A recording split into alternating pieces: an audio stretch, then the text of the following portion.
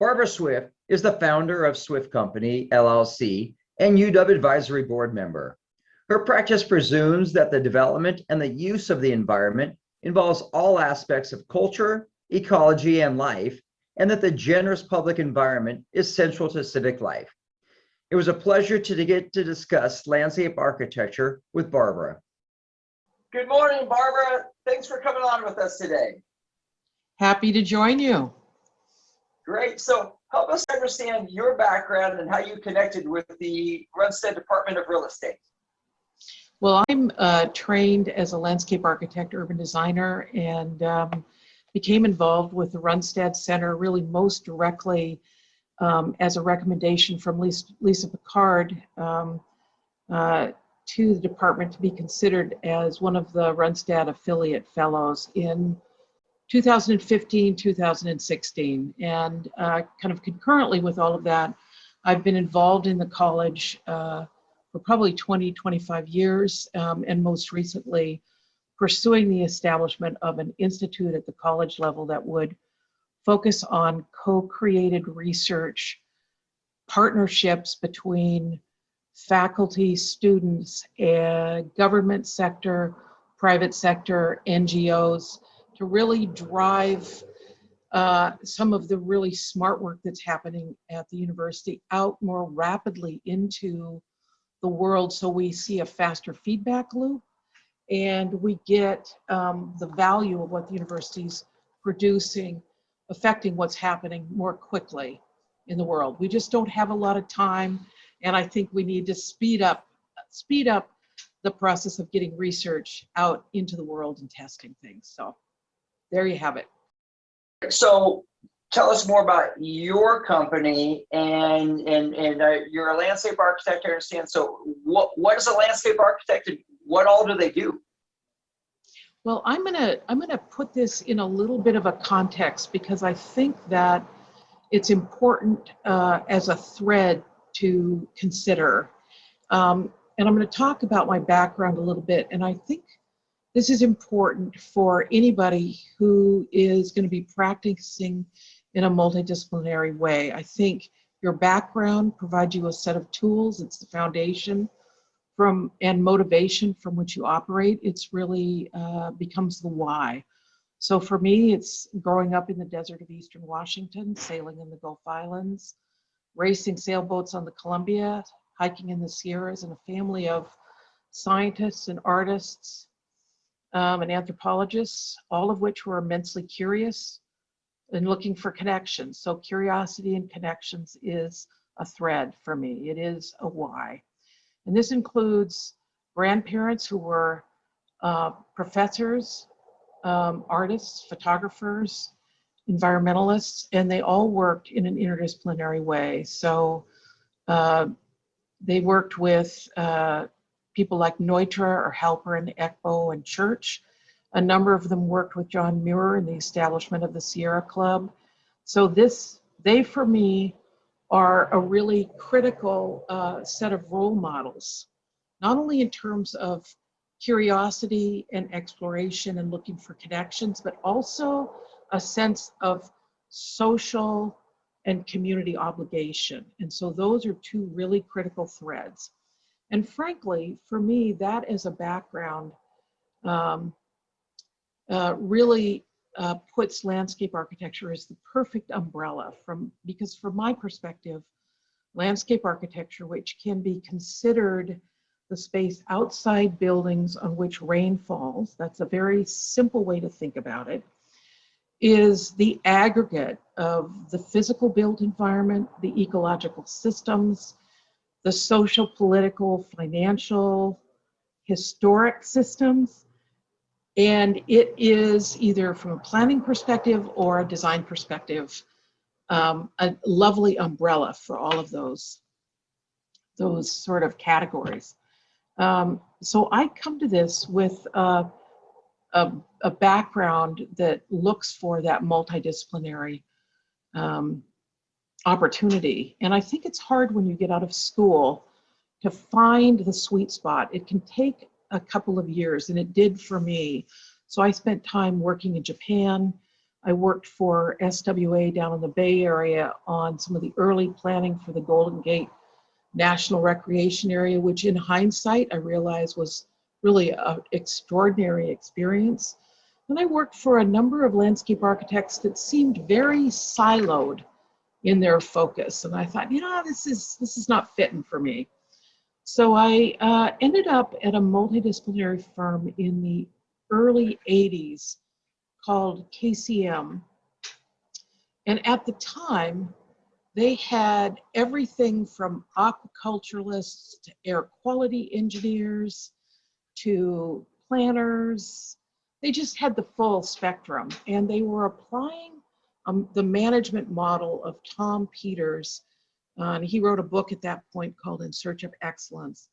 And there was a notion of project management or management by milling around. And I'm going to give you an example. And this for me really helped me find the sweet spot. So this is another foundational experience for me. I and an architect were working on alternative site planning for a large marine research facility, and we were developing a strategy that would maximize solar. So this was in the very early 80s. And, the site and the building program just were not gonna work and allow us to address that. And around the corner in that form of management by milling around came the mechanical engineer. And he said, "What are you guys doing?" And we told him. And he said, "I know exactly what to do. We are bringing huge volumes of water in from the Puget Sound, and we can use the Puget Sound as our solar collector because we have to change the temperature of the water." So for me, that was a eureka. So family experience focused on looking for connections, working in a multidisciplinary manner where you're always pushing outside of boundaries. And so that really got me really became a focus for Swift Company. Now, Swift Company got started in about 82. There was a recession at that point, and I and a number of other people were laid off. I thought, well, this is great. I'll spend some time, enjoy the summer. And I got a call within about a week saying, "We hear you've started a firm. Would you be willing to be a sub-consultant to us?" And that was not on my radar screen at all. I didn't know what I was doing, but I thought this is an opportunity for you to pursue questions that you're really interested in. And if it doesn't work, you can go and get a job.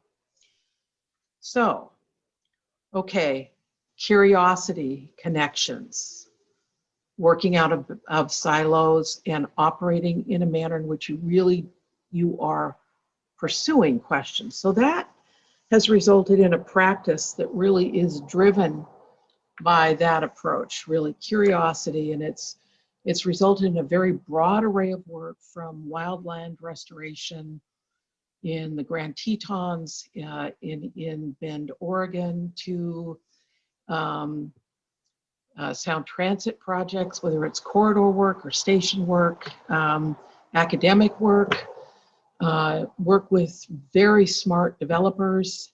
So it's a very broad spectrum. We are interested in getting things built. We are interested in making change. We are interested in building community. We're interested in places which are generous and welcoming and communicate that the users are valued. So that's the background company. Great. So when I think of landscape architect, I think plants. I mean, I'm naive. I came from a construction background. The landscape architect showed up. Help me to understand more about the realm of landscape architecture and why it's so exciting and how it brings people in and integrates things. Yeah, so that's a great question. It is a fairly diverse spectrum of work, which is oftentimes why people have a challenge thinking about what landscape architects do. But it is a design and planning effort done in collaboration, obviously, with others. I think one thing that's helpful to think about is to think back about some landscape architects and what they did. So for example, Olmsted, most of us are familiar with because of Central Park. He was trained as a forester, a surveyor, a geologist. He had been a reporter. He was a writer. He was involved during the Civil War as an outfitter for the Union side. So, very broad range of skill sets. His focus, though, with Central Park and that was one of the first public parks in this country, was that the public, particularly in urbanized areas, needed spaces to go to be in nature or quasi-nature. And prior to that point in time, people were using cemeteries to meet that need. McCarg wrote Design with Nature, and that was a seminal piece of work from the 60s. It resulted in really changing the way in which multidisciplinary teams approached planning. And so it was planning and design, working with nature as opposed to fighting it. Halprin worked on everything from Sea Ranch, which I think is a rather extraordinary development on the California coast, to leading the development of infrastructure associated with BART in downtown San Francisco. In Seattle, we know his work, or that firm's work, from Freeway Park, which is a lid covering the freeway led by landscape architects. So I think quite interesting from that perspective.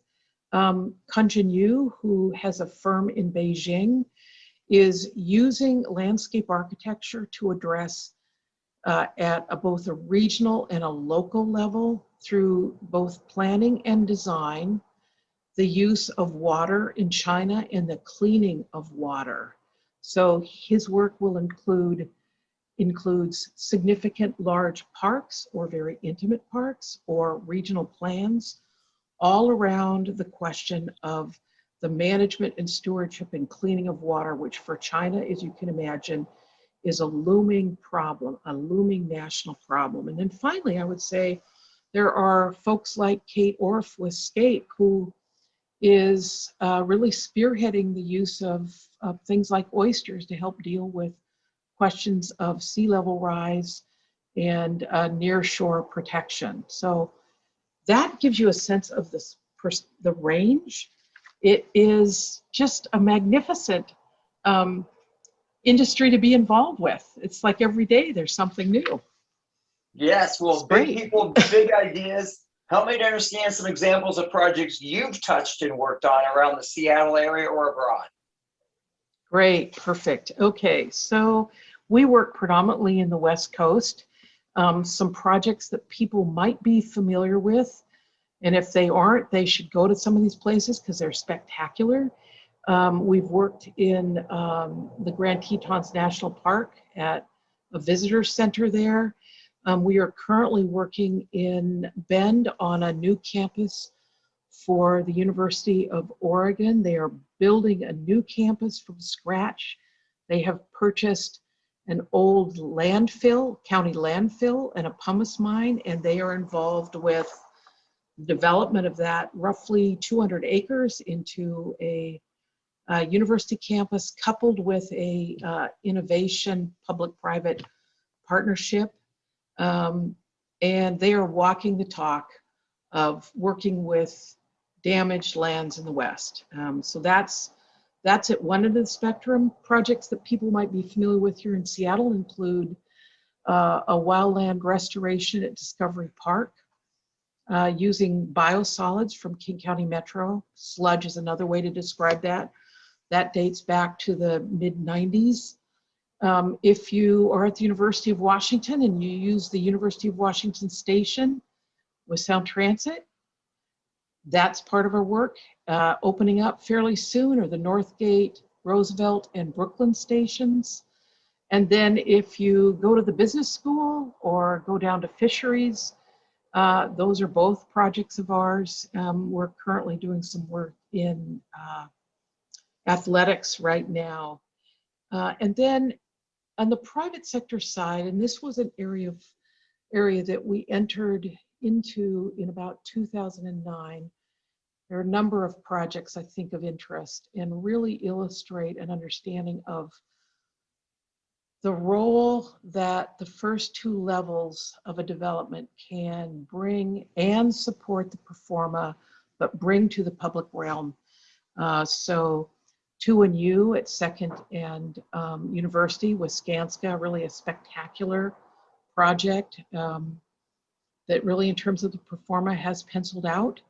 400 Fairview, another example that really engages the public in a remarkable way. The Troy Laundry Project, Stone 34. So that's a series of projects I could use as examples. Great, those are All great of ones. those.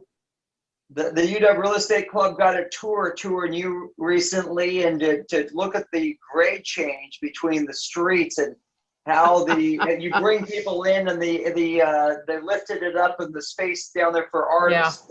That's quite amazing. One of the things that was very interesting about this was it was a very intense collaborative effort. And it started out with a design diagram that was about the buildings and meeting FAR and circulation. And as a team, we said, whoa, wait a minute. Let's step back and let's talk about how we want people to use and appropriate and inhabit the space. And let's look at how we put those activities and where we put them. And then let's build the circulation that gets you to that. And let's set up the circulation so it's wide enough that people stop and linger, because what you want to do is you want to build a whole bunch of opportunities for people to interact, to people watch, to engage with each other, and some of those spaces can be used multiple ways. You could have a performance on one of the overlooks. You could have a performance in the lower main plaza. You could shoot movies on the walls. There's all kinds of ways that place can function. So that was a really terrific project. And I think then the last one that we have currently under construction in Seattle is the Climate Pledge Arena and the Dupen Fountain at Seattle Center, both of which are important in terms of taking advantage of the infrastructure that was established during the 1960 World's Fair, bringing that forward and reconfiguring it, but really making it more accessible to the public than it was before. So that's a range of the work we do. Great. It's a ton of fun. I hear a common theme in integration matters, and help us to understand your approach to work and not working in silos. Expand on that if you could. Yeah, well, we live in a world where we really have to maximize everything that we have. And you don't get good solutions unless you both understand what the other parties need to be able to do what they need to do, and or what their issues are. So it's of importance to us to understand what the forces are that are driving a client, what the structural engineer needs, what the mechanical engineer needs, where the money is. It's in the skin, it's in the structure, it's in the HVAC. What the contractor needs in terms of being able to procure the work and get it done. And so it's our job really to be not only experts in our area of focus, but also to be able to creatively work with other parties like structural to be able to come up with strategies that can increase the quality of those final exterior spaces, but still serve the structural requirements of a project. So it means, frankly, that when you leave school, it's almost like you really are beginning a process of just absorbing information, just absorbing as much as you can, and being willing when you work with people to ask what could be considered stupid questions. In that process, oftentimes you find that opportunity, which is being able to use the Puget Sound as your solar collector. Yes, and it seems like beyond just the building, you're talking social and ecological and a bunch of other things that come into this. Absolutely, absolutely, absolutely. So that could mean things like, I had a conversation last week with a mechanical engineer who's really focused on carbon sequestration. And he was very interested, because we were pursuing a net zero master plan, how our work is related to that. And we got off into a very interesting conversation about indicators tied to carbon sequestration in the landscape. And I won't go down into the weeds because it's really very nerdy, geeky stuff. But, you know, he was all over it, and we were all over his issues tied to, you know, gray water, black water, etc. So there you have it. Great. All right. Well, that is fascinating. I learned a whole lot about, you know, landscape architecture and kind of combining people with the spaces. Changing gears, do you have a favorite book or hobby or charity you're passionate about? Okay, so book, anything by Scott Momaday. He really understands, can write beautifully about the Western landscape. In terms of hobbies, I would say open water swimming. And in terms of charities, I would say the National Resource Defense Council, because they are doing very, very important work across silos. Great. All right. So if people wanted to connect with you and your work, what's the best way for them to do so? Okay, so I think our website, which is swiftcompany.com, is a good way. If you want to get in touch with us, you can get in touch through that. LinkedIn. We have Instagram account, which is sort of populated with the diversity of the things we're involved with. So those would be good ways to get in touch with us. And we're happy to talk anytime. Thank you. Well, we'll put a link to each of those on here, and we appreciate your time and coming on today. Okay, well, take care and enjoy the rest of the day. Thank you.